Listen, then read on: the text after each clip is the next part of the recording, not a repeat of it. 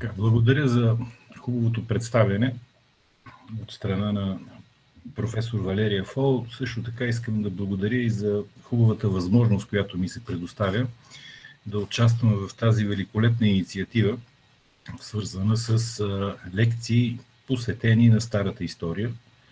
В времената, в които живеем, които са не само интересни, но и много трудни за общуване, трудни за споделяне на различна информация, подобна инициатива винаги е добре дошла, за да може да споделяме както помежду си, като колеги, така и с студенти, с различни любители на старата история, да споделяме различни информация или знания, посветени на тези отдавна отминали времена. Това до известна степен води до неудобство, гледна точка на това, че трябва лекциите да се провеждат от вкъщи, но пък е изключително удоволствие за всеки преподавател да общува по този нестандартен начин с любителите на старата история. Така че приветствам изцяло тази инициатива и благодаря на професор Валерия Фол за тази възможност да ви запозная с една интересна и малко позната тема, свързана с образованието в Древен Египет. Честно казано, рядко се говори за образованието в древността, защото в повечето случаи нашето внимание е приковано от огромните постройки, които са достигнали до нас, от различните постижения, както архитектурни, така и на друго ниво в древността, и рядко се споменава или се говори, обръща се внимание на такива теми, като образованието, като социалната система в древността. А това са все теми, които всъщност се явяват в основата на една древна цивилизация. Ако трябва да бъда честен, трябва да кажа, че всички тези пирамиди, които имаме от Древен Египет, които неизбежно привличат вниманието на съвременните изследователи или хора, интересуващи се от древния свят, тези пирамиди, гробници, храмове, те са всъщност само един резултат, следствие на това, за което ще си говорим днес. Древен Египет е немислим без образованието, без основата, която дава образованието в страната. Както ще видите след малко, всеки, който е заемал какъвто и да било висок пост в тази древна цивилизация, задължително е преминавал през това, за което ще стане дума след малко в тази лекция. Така че, на пръв поглед, образованието стои страни от големите постижения, които има Древен Египет, като архитектури, като гробница, като храм, като пирамида и така нататък, но всъщност това е в основата, това е в най-важното нещо, от което стартира всичко което ще последва. Така че започваме с образованието в Древен Египет и това, което знаем за образованието в Древен Египет. Слава Богу, Древен Египет е една цивилизация, която много разчита на писмените извори, на писмените средства, изобщо като цяло. Благодарение на тази идея, от Древен Египет до ден днешен са достигнали огромно количество надписи, различни текстови свидетелства, които ни дават възможност да възстановим, доколкото е възможно, информацията, която имаме за образованието. Тоест, на нас ни се дава една такава възможност, която трудно би могла да бъде открита за други цивилизации, освен за Египет, главно благодарение на писмените свидетелства. Ето кои са изворите за образованието в Древен Египет. Разбира се, писмените извори и писмените свидетелства като основа, на която ще стъпим с вас при изследването на този проблем. Като писмените свидетелства биха могли да бъдат различни литературни текстове, царски и храмови текстове и надписи, упражнения на млади писари, така нататък, т.е. огромно количество свидетелства имаме от времето на Древен Египет, които ни говорят както за образованието, т.е. за момента, за етапите от преминаване на различните степени на образованието, така и до крайният вариант, т.е. едни завършени писари, хора, които създават древноегипетската цивилизация. Освен писмените свидетелства, имаме доста релефи, изображения и статуи в Древен Египет, които са разположени или се откриват в различни гробници, в храмове. и на така наречените кашета, т.е. тайници, където се складират подобни статуи, защото те с годините, с времето започват да стават все повече и повече и в един момент дори се превръщат в известен проблем за древните египтяни, къде и как точно да бъдат съхранявани подобни статуи, след като те стават твърде много в процеса на времето. Извън тези свидетелства имаме и открити артефакти от археологически разкопки, които също са от изключително значение за възстановяване на знанието ни за образованието в Древен Египет, като това включва различни папируси, които в Египет имаме огромен брой папируси, въпреки че папирусът сам по себе си е един доста крехък и труден за съхранение материал, все пак, слава Богу, трябва да кажем, до нас са достигнали огромно количество папируси, разпръснати с различни музеи, както в Европа, така и в Египет, така че имаме доста папируси, които са запазени, както цели, така и отделни фрагменти, части от тези папируси. За това ще стане дума малко по-късно в лекцията. Също така имаме открити множество остракони. Това са един хубав термин, който е заимстван в египтологията от старогръцкият език. Това са части от различни счупени глинени съдове или от каменни блокове, които се използват от древните египтяни за запис на различни текстове и надписи, така наречените остракони. Освен това, по време на археологически разкопи се откриват и средствата за писане, чрез които древноегипетските писари и авторите на различните произведения са записвали, създавали са тези произведения. Така че имаме 3 основни дяла от извори, които ще използваме по време на настоящата лекция. Писмените свидетелства, релефите, изображенията, обемните изображения като статуите, така и откритията по време на археологически разкопки. Всичко това ще влезе в рамките на въпросната лекция. Сега, веднага искам да ви кажа, че лекцията е от изключително значение, изобщо темата от изключително значение, защото на практика древноегипетската държава, такава каквато я познаваме още от дълбока древност, говоря за времето на ранното царство или първа и втора династия, съгласно делението на древноегипетската история, с други думи, времето около 3000-та година преди Рождество Христово, още от тази дълбока древност египетската държава има много силно изразен бюрократичен характер.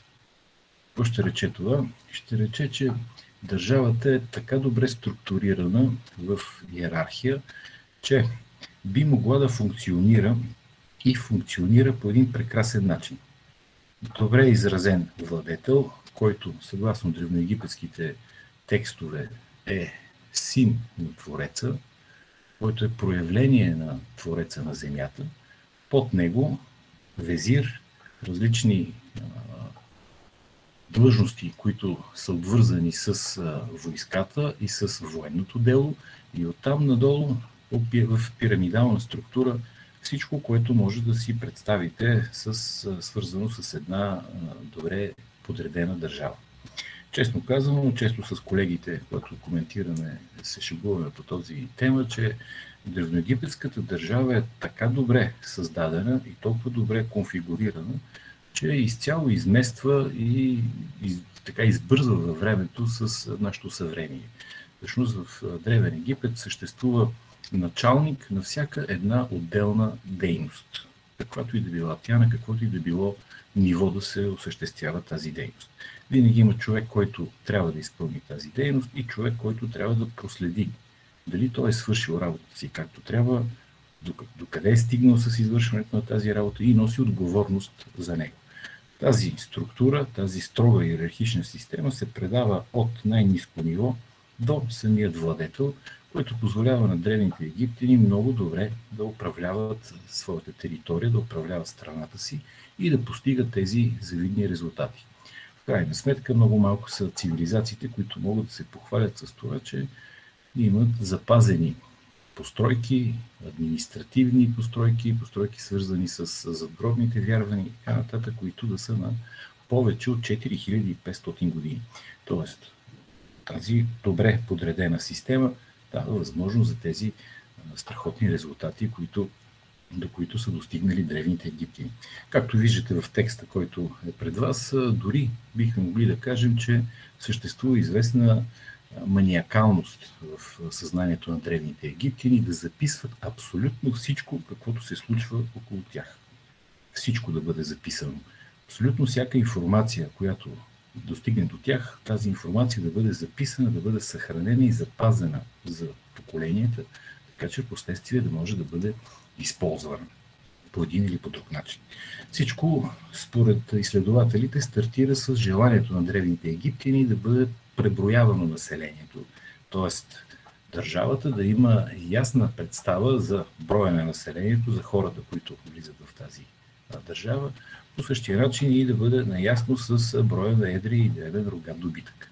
Подобни преброявания на населението, тук съм направил една препратка с нашето съвремие, но няма да говоря за нея, подобни преброявания в древността, още в най-дълбока древност, още от времето на 3000-та година преди Рождество Христово се извършват ежегодно. Впоследствие древните египтяни ще преминат на преброяване, което да е веднъж на 2 години. Но цялото население подлежи на подобно преброяване, за да могат древноегипетските власти да имат реална представа за това какво се случва в страната, кой какви данъци ще плати, кой подлежи на различни повинности, свързани с държавата и така нататък. Тоест, абсолютно цялата информация е на лице в Древен Египет, още от тази дълбока древност. Естествено, всичко това нещо е обвързано с данъците и с желанието на древните египтяни да има ясно изразена структура, ясно изразена подредба, по която всеки да заплаща необходимите му данъци.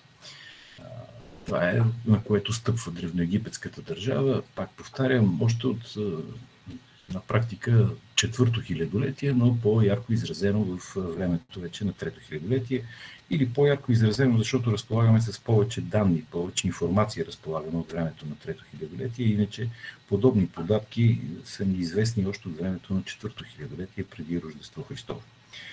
Цялата тази работа по преброяване на населението, записване на броя на населението на едри и дребен рогат добитък, изчисляването на данъците, събирането на данъците и отбелязването от това кой колко какво е платил и така нататък, се осъществява от така наречените писари в Древен Египет.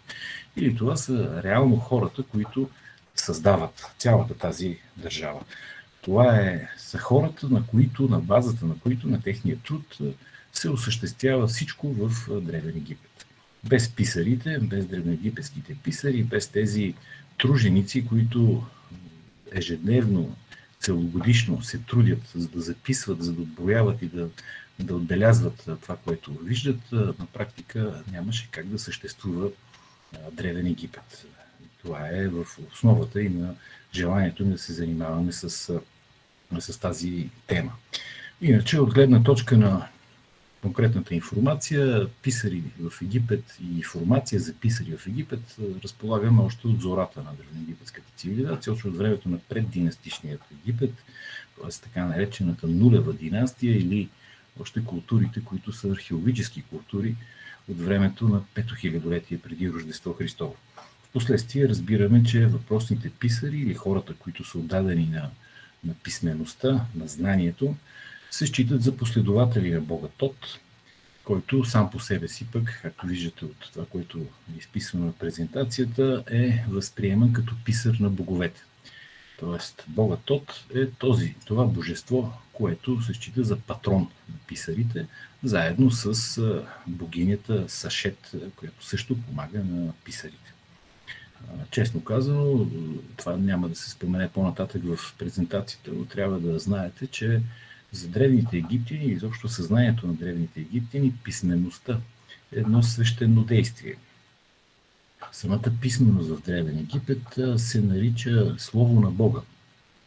От тук и хората, които използват Словото на Бога, в момента в който го изпълняват, те всъщност изпълняват един ритуал, който е много близък до ритуалите, които се извършват в рамките на храмовете на Древен Египет. Така че да боравите с писменост, да изписвате древноегипетския език и знаците на древноегипетският език, за древните египтяни се възприема като свещено действие. Затова и в началото, в момента в който всеки един писар от Древен Египет е започвал да извършва своята работа, първото действие, което извършва, е да отдаде възлияние на Бога Тот, т.е. да изсипе малко вода от своята четка и да промълви молитва към Бога Тот, така че той да ръководи неговата ръка и това, което той върши, да бъде изпълнено съгласно всички възможни правила. Имаме огромно количество подобни изображения, като това, което виждате тук. Това специално от времето на Новото царство, което виждаме изображение на писар в характерната за писаря поза с кръстени крака. Върху краката си е разпънал папирус и в едната ръка често държи инструмента, с който пише, който е четка. В различните периоди тя се променя тази четка, но за това ще стане дума малко по-късно. Тук виждате над главата на писаря в височина изображение на един павиян, което пък е животното, едно от свещените животни на Бога Тот, начинът по който да изобразим Бога Тот. И по великолепен начин египтяните тук са изобразили цялата тази идея. Как Бога Тот, като писар на боговете, бди, застанал е над главата на един писар и следи за изпълнението на неговите ежедневни задължения. Какво точно трябва да прави този писар. Имаме доста изображения в гробниците от времето на Старото царство, като се започне от пета и се завърши с 6-та династия в рамките на тези повече от 250 години в историята на света. Имаме доста изображения, които ни показват писари по време на работа, какво правят писарите, докато вършат своята задача. Тук е момента да кажа, че тези писари участват в всяка една активност, свързана с човека в Древен Египет. Тоест, далеч надхвърлят нашите представи за средновековието в България, където хората, които са грамотни, които могат да четат и да пишат, обикновено са затворени в някакви пространства, например манастири или църкви, отделени от хората, където създават и преписват книги. В Древен Египет писарите са буквално навсякъде. Писари може да откриете в държавната администрация, това са точно тези, за които стана дума, които преброяват населението, които изчисляват данъците, които следят за събирането на данъците. Даже в горното изображение, което виждате пред вас, имаме една такава много характерна картина от времето на Старото царство. Писари, които се намират в най-дясната част на изображението, които сравняват какво трябва да плати човека, т.е. те разполагат с информация, която е предварително изчислена, какво трябва да платят тези хора като данък. Същевременно тук са бирниците, които пък събират данъка. И ако човекът не е изплатил или не може да предостави необходимия данък, който е изчислен от писарите, тези хора подлежат на бой с пръчки. Тоест това е най-основното ниво, където съществуват тези писари. Но освен това, писари има както в администрацията, така писари има на свободна практика, които се занимават с това да подпомагат населението, тези, които не могат да четат и да пишат писма, да пишат прошения, молби към администрацията, ако имат някакъв въпрос, който ги касае. Писари участват по време на различни експедиции, както за доставяне на различни породи камък от Централна Африка или участват в моменти на военни походи, където да отбелязват броя на убитите, броя на ранените, както от страна на египетската войска, така и от страна на противника. На практика египетските писари съществуват и участват във всяка конкретна дейност, във всяка дейност, свързана с живота в Древен Египет, навсякъде. И затова се изобразяват повсеместно, както в гробниците, и от времето на Старото царство, и от Средното, и от Новото царство. За да придобиете представа, ще ви дам само един конкретен пример, за да знаете до каква степен египтяните изпадат в тази маниакалност. Когато стартира работата при построяването на една царска гробница в долината на царете, рано сутринта, обикновено това се случва около 8 часа, защото имаме информация за това, там присъстват писари, които записват колко тежат инструментите на майсторите.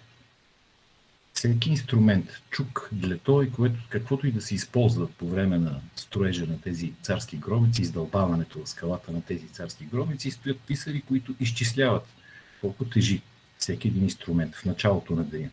В края на деня отново същите инструменти се подлагат отново на измерване, така че да бъде ясно всеки един майстор, всеки един човек, който работи по построяването на една царска гробница, каква работа е свършил.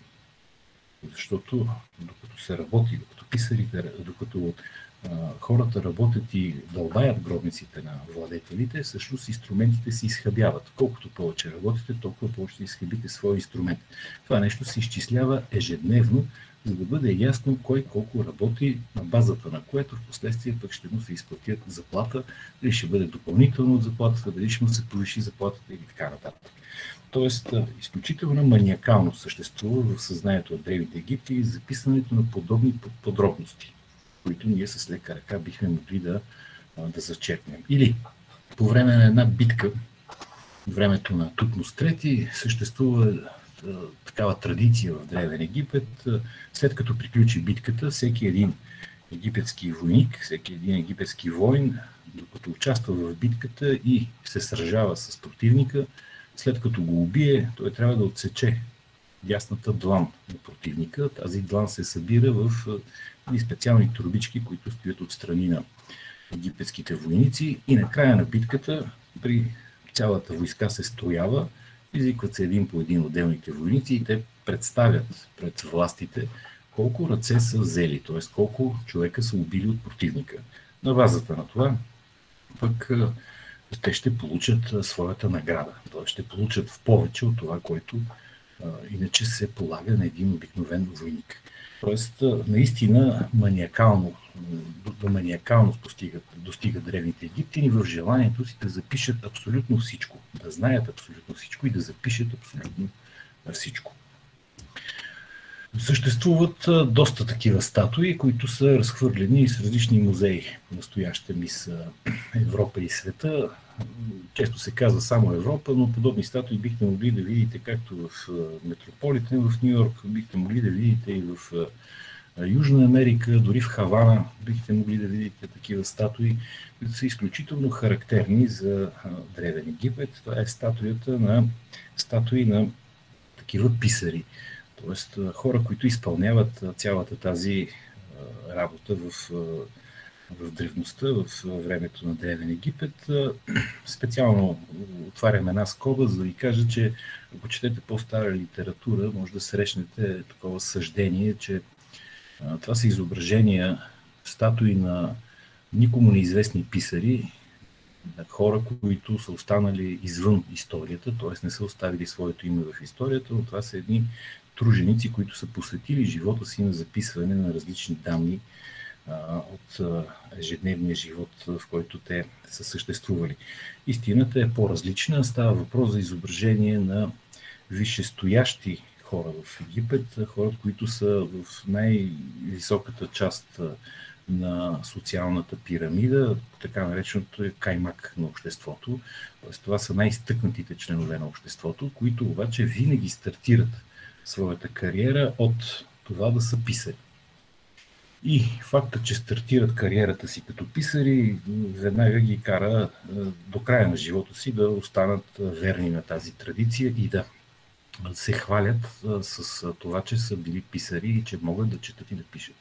Изобщо факта, че умеете да четете и да пишете Древен Египет е изключително ценен за самите древни египтяни и показва различен статут в обществото. Лявата статуя е най-известна. Тя днес се съхранява в Лувъра на писарят Кай.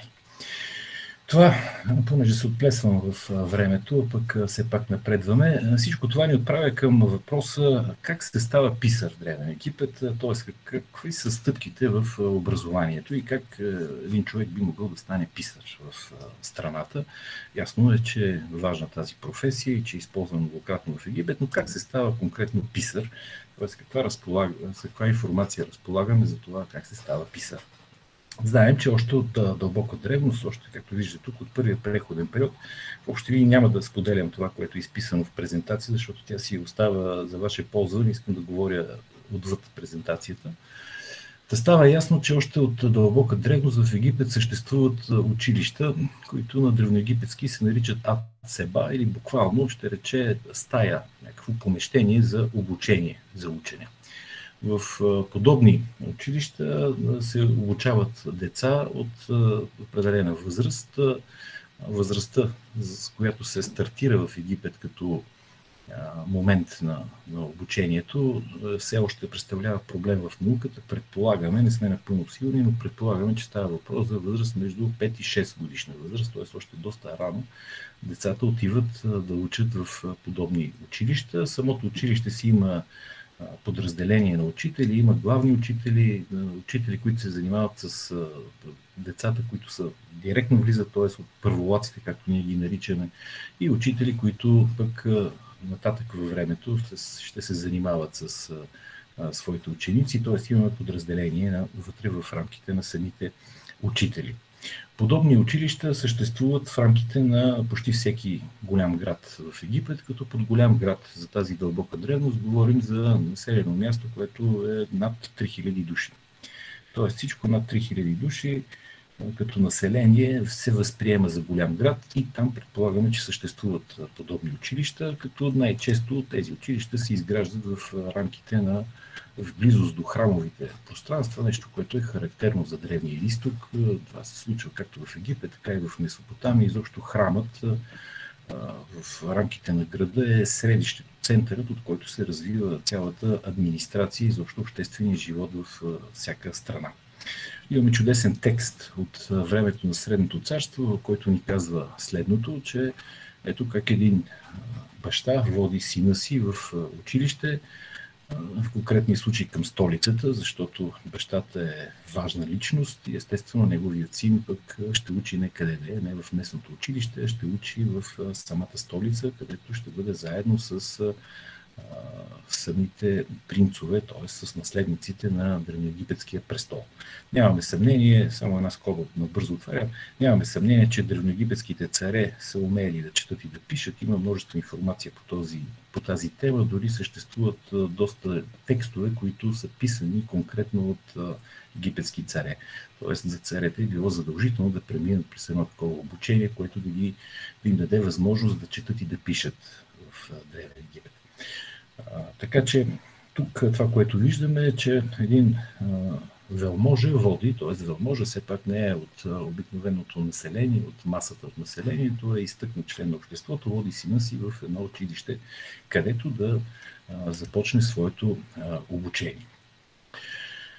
Знаем от текстовете, че ето този текст, който виждате най-долу, аз изкарах 4 години като ученик на египетски, буквално на Джеси Кер, т.е. един такъв младеж, умен младеж, буквално ще означава това словосъчетание. От доста текстове разбираме, че обучението в това училище, което започва някъде около 6 годишна възраст, 5-6 годишна възраст, продължава в рамките на 4 години.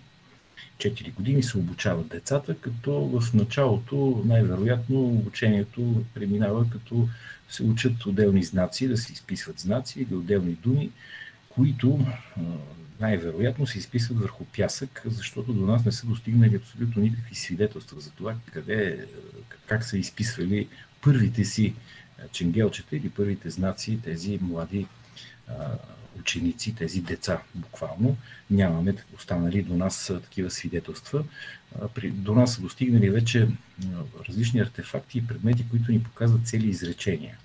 Между другото, само да отметна, че това е характерно за Древния изток, да не се учи на парче, да не се учи дума по дума или знак по знак да се обучават децата, а да се учат цели изречения, които в повечето случаи се наизустяват. Една характерна практика за Древния изток като цяло. Сега тук презентацията говори за началната възраст. Да, в древността, предполагам на всички им е достатъчно ясно, има достатъчно примери, които говорят за това. Нещата се случват много по-бързо. Само ще вметна, че в Древен Египет средната продължителност на живот е около 40 години, 42 години, което е изключително висока средна продължителност на живот за древността в сравнение с други страни, където имаме 30 няколко години средна продължителност на живот. Така че нещата в рамките на един човешки живот трябва да се случват бързо.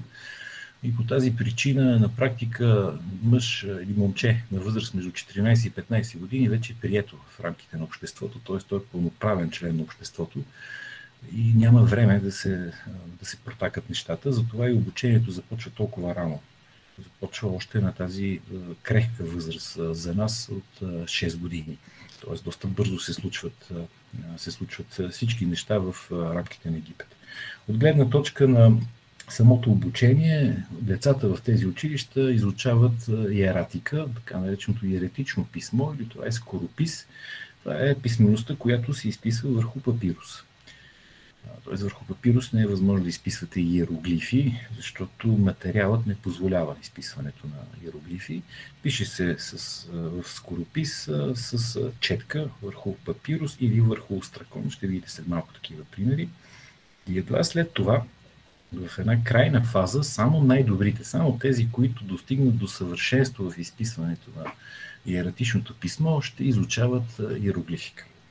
Тоест иероглифното писмо, такова каквото всеки човек, който когато чуе за древен Египет си представя иероглифи, това идва на много по-късен етап в обучението и само най-добрите малцина, вероятно, като чисто процентно, ако някой го интересува, става въпрос между 5 и 10% от тези, които са завършили този 4 годишен курс на обучение в египетският език, ще продължат да се занимават с иероглифно писмо. Останалите пишат главно в иератика. Следващ важен въпрос, забързвам малко темпото, защото темата е изключително обемна и може много да си говорим за нея. Важно е да се знае, че в Египет не съществува кастова система, т.е. не съществува деление на отделни касти, бедни, богати и така нататък. Никога не е съществувала такава кастова система, което разбира се отразява и на самото обучение. Не съществува причина, която да ви спре вие да попаднете в училище, независимо какъв е вашия происход. Тоест няма значение происхода ви, за да може да се учите. Имаме доста такива примери в текстовете. Тук съм ви дал един. Аз съм беден, но взет в училище. Тоест фактът, че си беден, означава, че не можеш да отидеш в училище. Училището е достъпно до абсолютно всички, независимо от възможностите на хората. От друга страна, другото интересно нещо, няма деление между мъже и жени. Това е обща характеристика изобщо за древноегипетската култура, която не позволява деление на мъже и на жени. Мъжете и жените са общо, възприемат се за част от древноегипетското общество и няма неща, които са позволени за едните, пък забранени за другите. Говоря още за времето на четвърто хилядолетие преди Рождество Христово, т.е. много далеч назад в историята съществуват примери, и то не са един и два примера, за жени, които са станали писари, за жени, които благодарение на факта, че са писари, че умеят да четат и да пишат, са се издигнали в рамките на иерархията на страната и са достигнали до най-големи висини, включително и до най-голямата възможна височина, именно да станат везири на страната. Т.е. съществуват такива примери, което показва, че нямаме никакво деление по отношение на обществото и за всеки училището е достъпно за мъже, за жени, за бедни и за богати. Тук този слайд ви дава информация за това по какъв начин протича обучението в рамките на това училище. Аз вече леко загатнах. Става въпрос за огромно количество текстове, които трябва да бъдат наизустени и назубрени. В общи линии в древността се разчита предимно, когато става въпрос за обучението и образованието, се разчита предимно на традицията. Изключително важно е да се запомнят, да се наизустят и да се научат литературните произведения, които са създадени преди вас. На това стъпва цялото образование. Това нещо го забелязваме в Египет, забелязваме в Месопотамия, забелязваме и в Китай. Първото нещо, което изучават хората в училище, това е традицията. Това са хората, които са създали различни литературни текстове в миналото. Освен тази литературна традиция, в Египет се използват и няколко помощни текстове, като различни ономастики или енциклопедии. Това са такива папируси, в които са изписани синоними, различни имена на, да кажем, небе или земя и всичките синоними, свързани с подобни понятия. И основното средство за обучение, основният учебник, ако така мога да се изразя, в Древен Египет за училищата е така наречената книга Кемет. Ще рече книгата, завършената книга, цялата книга. Това е в основата на обучението на всеки един ученик. Фрагменти, части от тази книга са запазени до наши дни. За съжаление, нямаме пълен вариант на една такава книга. Кемет, каквато са използвали древноегипетските ученици, но имаме фрагменти, части от такава книга, където виждаме, че оттам започва обучението и начинът, по който се учат децата в училище. След като завърши един този такъв период от 4 години в рамките на едно училище, то вече е възможно децата да изпишат върху папирус. Тук няма да говоря за папируса. Папирус е един скъп материал сам по себе си. Той е приоритет на царската канцелария. Изобщо малко хора в Египет могат да притежават папируси, защото е скъпо самото производство на подобни папируси, така че се използва преди всичко от царската канцелария, от храмовото стопанство и така нататък. Тук виждаме един хубав папирус, който от времето на Пета египетска династия, или ще рече времето на около 2200 година преди Рождество Христово. Хубав пример за един храмов папирус, който проследява дейността на един храм и колко хора работят в храма ежедневно, какво извършват, как преминават жертвите и така нататък. Тук фрагмент от литературен текст, за да ви покажа, че в рамките на тези 4 години, които завършват в училище децата, всъщност най-накрая са способни да създадат ето един такъв литературен текст, който е изписан в иератика върху папирус. Но малцина реално ще продължат да се занимават с тази конкретна дейност. След малко ще стане дума защо. Тук виждате и остракони, така наречените остракони, фрагменти от счупени глинени съдове, които са любими на древните египтяни за средство, върху което да изписват различни текстове. Върху такива остракони могат да се записват както различни сделки, т.е. продажбата на една стока и друга стока, може да има опис на имущество, предаване от поколение на поколение, може да има части от литературни текстове, т.е. абсолютно цялото многообразие, което ни предлага литературата. Всичко това нещо се изписва върху така наречените остракони. Огромно количество имаме от тях. Само от едно селище, за пример ви давам, от едно селище в Дир Медина, селището на работниците, построили царските гробници в долината на царете, само от това селище има открити повече от 5000 остракона, ето такива, с най-различни текстове, които са достигнали до нас. Те представляват, разбира се, изключителен интерес за възстановяването както на ежедневния живот, така и за историята изобщо на Древен Египет. Големият въпрос, който стои пред изследователите, е какво се случва след като децата завършат това 4 годишно обучение. Казвам децата, защото стана ясно, 6 годишна възраст стартира обучението, 4 години продължава, така че на 10 годишна възраст децата завършват това училище. Какво се случва с тях? Какви са възможностите, за да продължат своето образование или какво могат да направят от тук насетне? По-голямата част от тези деца се насочват конкретно към някаква професия. Това е изключително важно за нас да уточним, че не е задължително човека, който е завършил това първоначално училище в рамките на 4 години, да продължи в професионално направление писар, т.е. да се превърне в писар.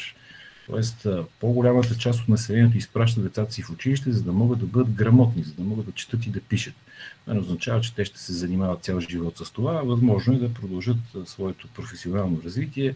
В някаква професия се занимават да бъдат гръмчари, да обработват метал, да бъдат строители или така нататък. Разбираме го от доста текстове, с които разполагаме, най-вече така наречените биографични текстове, т.е. описанието на биографията на един конкретен човек. Възможно е да станете войник, военен, да се издигнете постепенно в иерархията, защото имате образование, имате качества и може да стигнете дори до генерал, да станете генерал. Но задължително сте стартирали от въпросното училище, което трае тези 4 години. Следващата възможност за тези деца е да бъдат прикрепени към действащ писар под формата на негов чирак. Какво ще рече това? В всяко населено място хората имат нужда от писари. Все пак на края на лекцията ще стане дума за броя чисто процентно на грамотните хора в Египет и ще разберем, че все пак не са толкова много грамотните хора в страната, така че самото общество има необходимост от писари, от хора, които са грамотни, за да изпълняват различни техни желания, както стана дума за молби, писма, писане писма или така нататък. Така че съществува професия писар, свободна професия в рамките на населено място, където вие стоите в своята кантора и очаквате някой да дойде с молба или с желание да напишете писмо или да напишете една молба, за което получавате, разбира се, възнаграждение. Подобни писари често взимат под крилото си млади такива писари. Честа практика е това да са техни синове, т.е. да са част от семейството, за да могат да продължат своето обучение, т.е. да научат занаята пък на писар.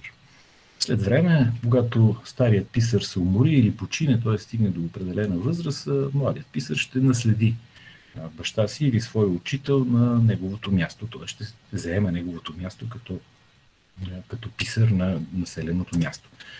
Най-малката група от всички тези възможности е да се продължи обучението, т.е. отвъд тези 4 години да продължи обучението, като това би могло да се случи в различни специализирани училища, каквито разполагаме в страната, т.е. изследвани са подобни специализирани училища или в така наречените домове на живота. Тези домове на живота представляват най-сериозен интерес от гледна точка на изследователите, защото в по-старата литература се считаше, че домовете на живота са своеобразни университети или такива школи, които дават допълнително образование. Оказва се, че това, за съжаление, не е напълно вярно. Относно, сега ще се върнем на тази тема, но преди това за системата на майстор и чирак, на цялата тази система е основано древноегипетското общество.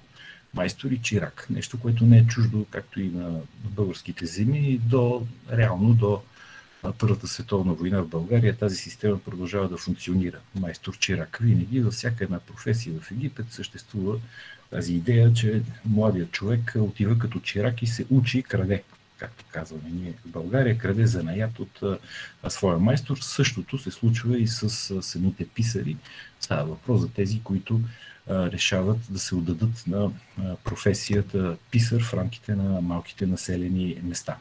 Имаме такива множество свидетелства. Тук съм ви подбрал само едно, в което се казва, че писарят е ценен за своя господар. Връзката между чиракът и майстор в Египет е точно тази. Майсторът се нарича господар, докато чиракът буквално на древноегипетски този, който е под ръката или този, който е под ръката на майстора. За това става въпрос. Въпросните специализирани училища, които предизвикват най-голям интерес, имаме доста данни за такива специализирани училища. Бихте могли да се превърнете в жрец, ако отидете в такова училище, прикрепено към храмовете, където се изучават различните ритуали и кой какво трябва да изпълнява в рамките на един храм. Като жрец бихте могли да отидете в училище, което да ви донаучи да изписвате иероглифи, да се превърнете в художник. Такова училище има за свидетелстване в Дир ел Медина, т.е. продължаване на това 4-годишно обучение в специализирани училища, които дават възможност вече за специфични умения, до които да достигне човек. Домовете на живота пък, този въпрос, за който стана дума, това са едни много специфични места, които би трябвало вече да възприемаме като скриптории, място, където се създават, преписват различни литературни текстове, свещени текстове и така нататък. Място, където този ученик на 10 годишна възраст, ако попадне в дом на живота, всъщност отново се превръща в един чирак на майстори, които работят в тази институция, домът на живота, но шанса той да се превърне в писар, реално писар и в последствие да продължи кариерата си в рамките на царското стопанство или на царският дом е много голям. Всъщност това е пътят, по който се превръщате в истински писар, в писар, който създава текстове в Древен Египет. След училище да попаднете в дом на живота, където да продължите да се занимавате с преписване на различни текстове и последствие да създадете вие текст, т.е. да се превърнете в автор на подобни текстове. Това са хората, които работят в рамките на домовете на живота. Тези пък хора, най-елитната част от учениците, в последствие, когато продължат обучението си в школа за рисуване или школа за писане, ще се запознаят и с иероглифите и ще изписват ето такива иероглифи, като това, което виждате тук на тази на този слайд става въпрос за фрагмент от така наречените текстове на пирамидите, които са изписани от писар върху скалата. След това е дошъл майстор, който да ги издълбае в рамките на тази скала, след което е минал още един писар, който е проверил дали всичко е написано както трябва, дали има грешки или няма грешки, след което е минал още един, който пък да ги отцвети тези иероглифи, така че да придобият характерният за текстове на пирамидите синьо-зеленикав цвят, както трябва да се изписват иероглифните знаци. Големите майстори, т.е. тези, които са достигнали до съвършенство в познанието ни на езика, ще станат и автори, както ви казах, на литературни текстове. Както виждате тук, един фрагмент от хубав текст, създаден в края на Средното царство. За това нещо се изисква изключително голямо майсторство, да може да напишете един такъв текст без грешки, да го изпишете качествено, не съществува тук коректор, не съществува възможност да почистите или да замажете нещо. Тоест, начинът, по който го изписвате, така ще остане за хилядолетия. Става въпрос, че такъв един текст е на повече от 3500 години и е достигнал до нас с ръката, с всичките специфични особености на писарят, който го е създал въпросният текст.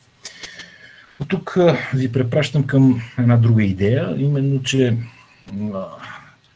факта, че може да създавате такива текстове и съществуват хора, които създават такива текстове и са достигнали до тези висини на познанието на древноегипетският език, не е лесна задача. Така че от древността, от Древен Египет до нас са достигнали огромно количество текстове, които представляват едни напътствия за младите писари, които така на разговорен език бихме могли да кажем, че се опитват да надъхат младите писари, защото голяма част от тях решават да се откажат по пътя на своето обучение, защото е трудно. Тоест не е лесно да се превърнете в писар, не е лесно да стигнете до такова майсторство, че да може да създавате подобни текстове. Това е само малцина успяват да го направят. Така че съществуват такива текстове, създават се от писари, за да могат да накарат младите ученици, тези, които вървят по техните стъпки, да продължат с заниманията и да достигнат до тази професия на писар и да могат да изобразят себе си по този начин. Както виждате, подобни статуи, само ще вметна, че до нас са достигнали повече от 500 подобни статуи от различни епохи от историята на Древен Египет, т.е.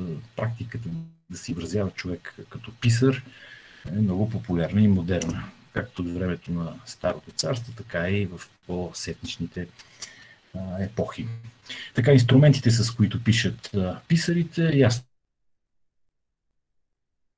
които са части от глинени съдове, парчета от камъни, които са подходящи, т.е. каменни блокове с малки размери, които са достатъчно равни. Рядко се пише върху кожа, но съществуват кожени свитъци. Често се използва и практиката, особено в времето на Новото царство, се пише върху дървена дъска, която, за да се заглади цялата повърхност и да стане равна, отгоре има много тънък слой от восък, така че да бъде удобно за писане. Иначе пише се с четка. Четка, която в повечето случаи е от парче папирус, отново парче папирус, като долната част, т.е. това, с което писеца, реално с който се пише, е раздробен на отделните малки части от папируса, така че да се превърне в своеобразна четка. Използва се мастило, обикновено два цвята, черно и червено, като основният цвят е черен, с който се пише. Само важните моменти, началото, края на текста или отделни глави, части, нещо искате да подчертаете, се изписва в червено. Имаме запазени такива така наречените палитри на древноегипетски писари, които представляват ето подобно нещо. Това са четките, които носи самият писар, боите, с които пише, се изработват ето по този начин, като тук има повече цветове, защото тази палитра специално е била на художник, а не толкова на писар, така че виждате основните цветове, които използват древноегипетските художници. Завършвам, за да има възможност за въпроси, защото прекалих с времето, но темата е изключително голяма, доста популярна тема, т.е. много неща биха могли да се кажат. Важно е във вашето съзнание да остане следното нещо, ако трябва да обобщя. Масово в Египет е възможно да попаднете в училище. Няма значение дали сте мъж, жена, беден или богат. Училището продължава 4 години, стартирайки от 6 годишна възраст. За всеки е достъпно това училище. Приключването на училището не означава, че вие се превръщате в писар. Вие сте грамотен човек, но тази грамотност е необходима, за да може реално да съществувате в рамките на страната, ако желаете да се издигнете по някакъв начин в тази древноегипетска страна. Задължително условие за всеки човек да расте в кариерата си е той да бъде образован.